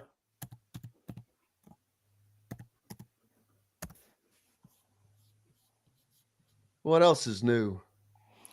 My son just sent me a text message saying Tim Buckley's leaving South Carolina and going to Cincinnati. Oh, is that right? Mm-hmm. He's not the head coach there, is he?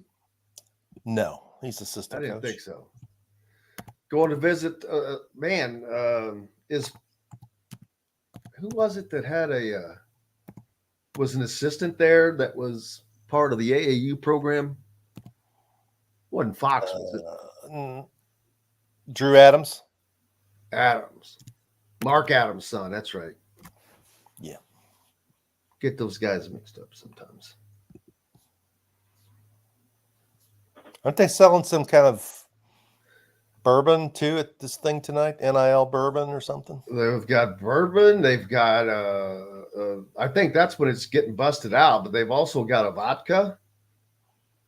And Home Field Apparel setting up a tent and giving 20% off and donating 20% of the proceeds to the NIL. And this is going to be quite a production.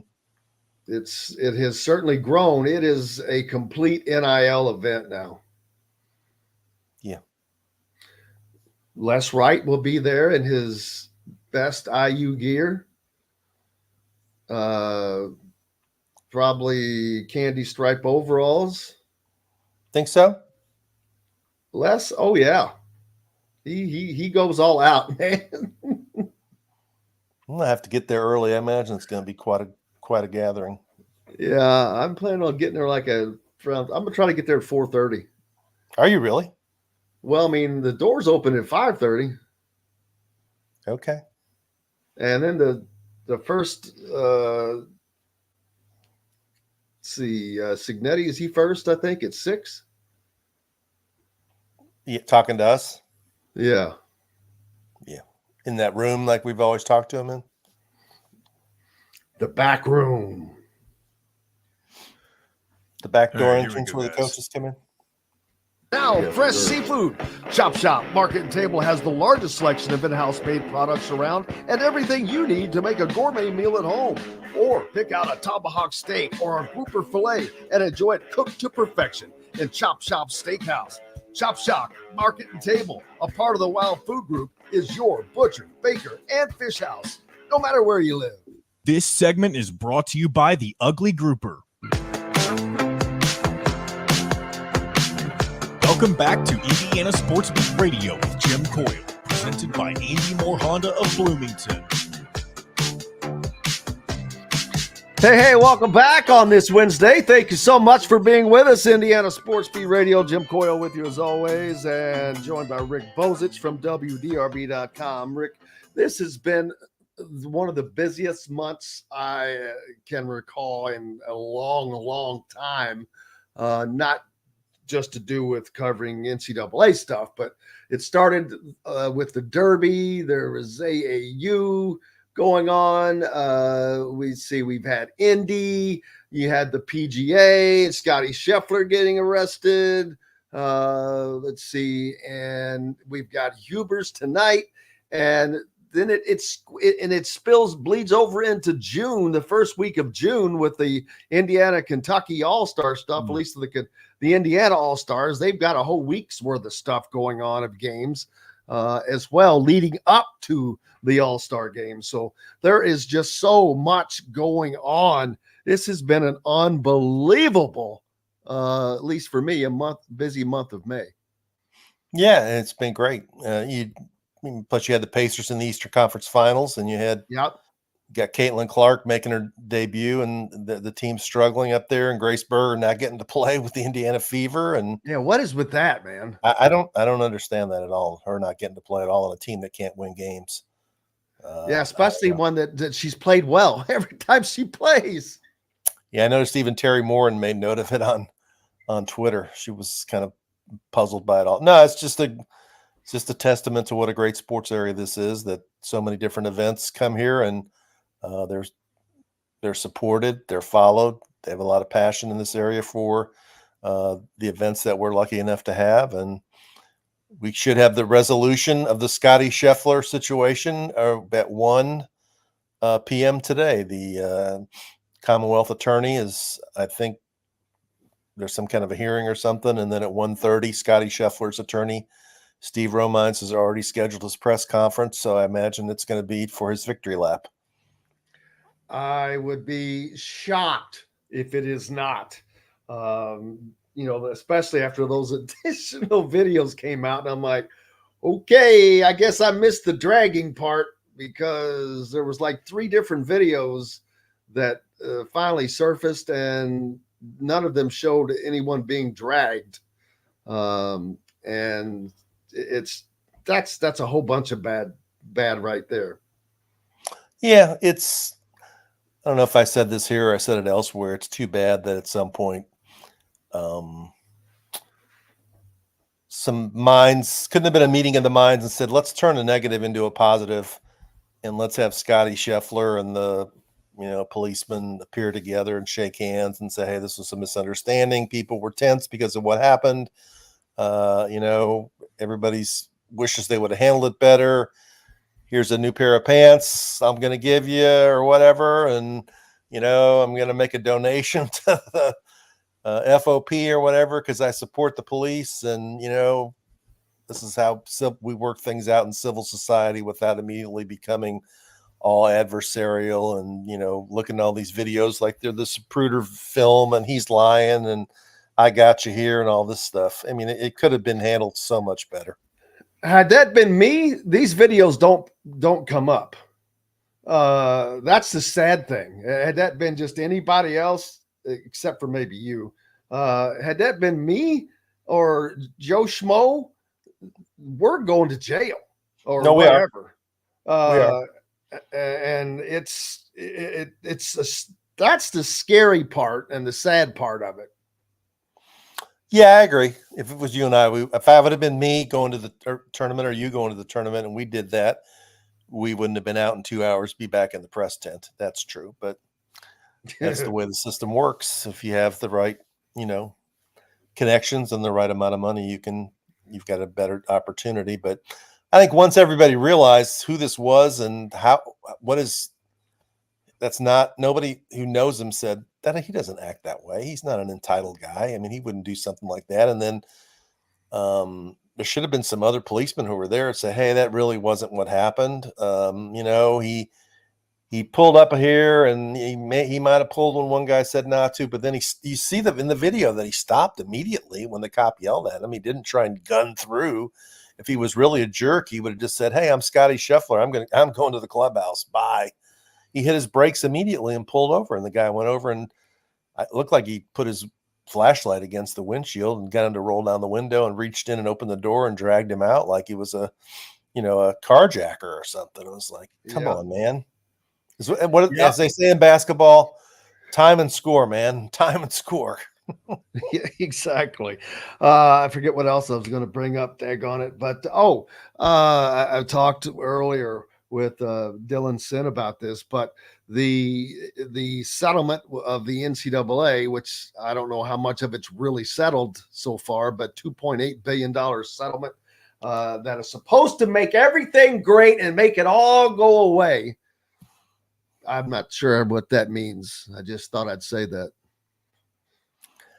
It's never going to go away because we both know that there's never enough money. They're always going to want more. Trey Alberts, who left Nebraska to become the athletic director at Texas A&M.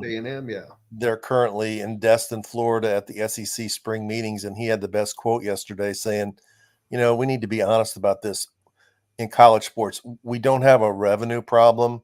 We have an expense problem that no matter how much they spend, they want to spend more. They got to have a new this or new that or more coaches or whatever. And that until that mentality changes, this isn't going to, if they come up with is it a $20 million, schools can spend $20 million paying players. Is that right? I mean, who's going to enforce that there's not going to be some team that really wants to win that isn't going to spend $25 million? I mean, it's all the same. It's just like cheating before. Yeah, it's ridiculous. I mean, I don't believe in those fairy tales. I mean, it's not going to happen. So how are you going to check whether or not this player is getting enough to put him over the line? I think that maybe they're hoping that it's such a high number that schools won't go over, and most won't because they won't be able to. Right. But there will be plenty that can go over it.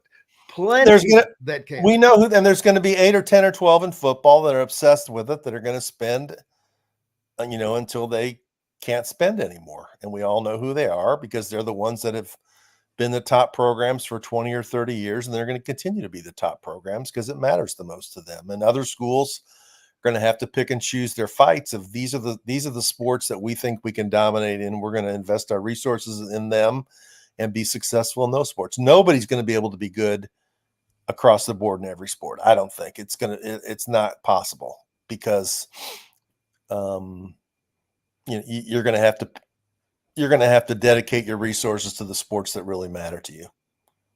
Yeah, because there are so many sports, and if you're having to pay every athlete in every sport, first of all, I think that is utterly ridiculous. I'm sorry. I agree. If you pay them all the same, I mean, that's a joke. You're becoming professional sports by paying the people. And what professional sport does every player get paid the same? That doesn't happen that way. Nope, it does not. I mean, golfers make what they make. Major League Baseball players make what they make. NFL players make what they make, and they're all different averages. None of those are the same. The average per player, different in every single league. NASCAR drivers or whatever the case may be, it's all different. It's all about what they generate. The backup second baseman shouldn't make as much money as the starting quarterback. Why? No one's coming to watch him play. I mean, it should be driven by the market. And someone had a great quote earlier. They said, "Why?" But like and I use a great example for that, or I guess Purdue or whomever. Why should an Olympic diver make less than a second or third string quarterback? Why should he? Should she Yeah. or he? Yeah. It should go by what the market will bear. That's what it should go by. I mean, Yeah. what is your true value? It's like that in any business, though. I mean, walk into any company here in Louisville or in Bloomington, and different people in different jobs make different money depending upon their value to the owner or their corporation. Yeah, it's just like if you're selling a vehicle, what's it worth? It's worth what you can get for it. Yes, it is. It's certainly that. Indiana, Louisville, Kentucky, their basketball rosters are pretty much set. I'm not. How far along is Louisville and Kentucky? I'm not sure. Are they about done? I think Louisville's done. They've got 12 transfers and 1 freshman, so I think they've got 13 guys. They just started in the last day or two issuing press releases on all the different people that signed out of the transfer portal. They have a solid class. I'm not sure they have any like all conference type players, but they have some really good players that it'll be, putting a team together of 13 different new parts with a new coaching staff. It's like an expansion team in pro sports, basically. There's a bunch of guys that came together from other places. We'll see how they do. Kentucky's, I don't think they have any returning players either. Most of the returners ended up going with Calipari to Arkansas.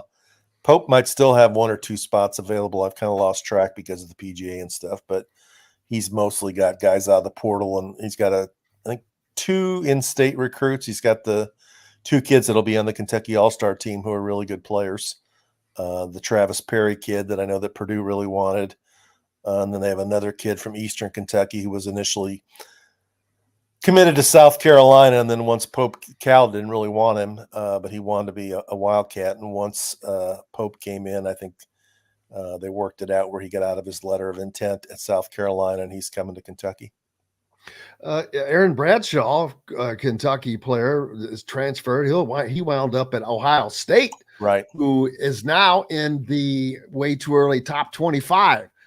Yes, they are. Yeah, they are. That's a team that was going nowhere last year, and they fire their coach. And what the hell happened? Things just shot up like a rocket for the Buckeyes. Yeah, they got hot late and had a nice run in the NIT, and they won at least 2 games in the NIT, I think. I don't know how good they are. Now they've had a few guys transfer out of there too, so it's not just like they've loaded up. They got one Michi Johnson though, who's like played there 1 year and then left and went to South Carolina for 2 years, and now he left South Carolina and he's coming back to Ohio State. To me, I'm old school. Like, if you leave and then go back to where you were, you should have to sit out a year. Why should you be able to do that? I don't know. I'm too old school, man. Oh, and then of course Indiana seems to be set up to be able to compete at the top of the Big Ten. UCLA, I kind of keep forgetting about them because we've got 4 new teams coming into the league next year, and UCLA is going to be one of the good ones. It's going to be very interesting to see how the Bruins do in their first season in their new conference. Yeah, they had a lot of young players last year, so I think aren't they showing up in quite a few preseason top 25s? I think they are. But that game's in Bloomington, so Indiana that's a big advantage playing against a West Coast team. Hopefully it'll be like a noon game and it'll be like 9 a.m. on UCLA body clock time. The most interesting development I saw yesterday was everybody's touting that Matt Painter has found another unheralded 7'3" phenom. There's some Purdue recruit who's 7'3" and just made the USA 18 and under national team. Is that the Will something? I don't know his name. I just saw was Matt Painter has found another unheralded big guy. He's done this now like how many times? 6 or 8? Yeah, he's nonstop. I think he's had one on the roster since 1963. Yeah, it does not stop. But yeah. Don't they have a roster problem though? Isn't Purdue like one over the limit? Don't they have to have somebody who's got to? They go have off to have scholarship someone and who leave? quietly will allow themselves to lose their scholarship. I'm sure it has already been set up from an NIL standpoint that it's going to be paid for or whatever. Academic scholarship or whatever. But we were informed that no announcement was going to be made as to who that was, which I'm like, they're all going to be there. They just won't be on scout. One of them won't be on the basketball. Yes, and we're not going to know. But I'm like, how can you not say who's on scholarship and who's not on scholarship? I don't know that you can do that. Yeah, I think that would be against the rules if there were rules anymore. One would think, who will be the rule maker from now? I mean, the NCAA is. Yeah, they're out to lunch. They always have been. What's up next for you, man? Hubers tonight. I don't know about this weekend. I'm gonna have to look. I know the Bats are in town, and probably has a soccer match in town. Out of the Lynn Family Stadium. What a great looking stadium that is. Now, did I read yesterday Indianapolis is going to make a push for a major league soccer team? Yeah, they are doing that, and they're going to build a new stadium. Is that what they're doing? Absolutely. With an NLS franchise. Is that right? Yeah, National League Soccer. On the horizon, the hopes, trying to grow, man, trying to add. I guess baseball is out of reach, so or at least for right now, they'll stick with their Indianapolis Indians. And but soccer is the way to go, though. Soccer has become so popular in so many places. I remember when it first came to Louisville, and you wouldn't have thought that it was that big, but boy, they took to it like fish to water, and it has continued to roll on. Yeah, and the investment for a soccer stadium isn't as expensive as an investment for a new baseball stadium or obviously a pro football stadium. I mean, they usually are what, 25, 30,000 at the most. They're not mammoth facilities. So yeah, good for Indianapolis. Louisville getting left behind again in another sport. AJ Guyton's daughter headed to Iowa to play basketball. Yeah, I saw that. Didn't she tear her ACL last year in her high school season, though? I hope not. Yeah, I think she did. I don't recall that. She missed the end of the season. But yeah, she committed to Iowa. She's supposedly a really good player. He wasn't very happy that IU didn't really recruit her very hard. They didn't recruit her, to my knowledge, hardly at all. And no, he was not. Right. Was not. But and I understand why. But what are you going to do? That's a weird situation. Yeah, it is. So, well, I look forward to seeing you tonight. I'm sure it'll be a lot of IU people that we know from all across Southern Indiana. It always is. I think last year the crowd was over 1,000, so I'm sure it might be more than that tonight. It's supposedly sold out tonight, so looking forward to it. 1 minute. That's a lot of chicken, baby. That's a lot of chicken. What's your favorite food up there at Hubers? Oh, the chicken dinner, man. They have a chicken dinner every year. I didn't know they had any options. Well, they have the noodles. Don't they have chicken and noodles? Yeah, I guess. But and the cobbler. Well, of course. All and of the that. green It beans.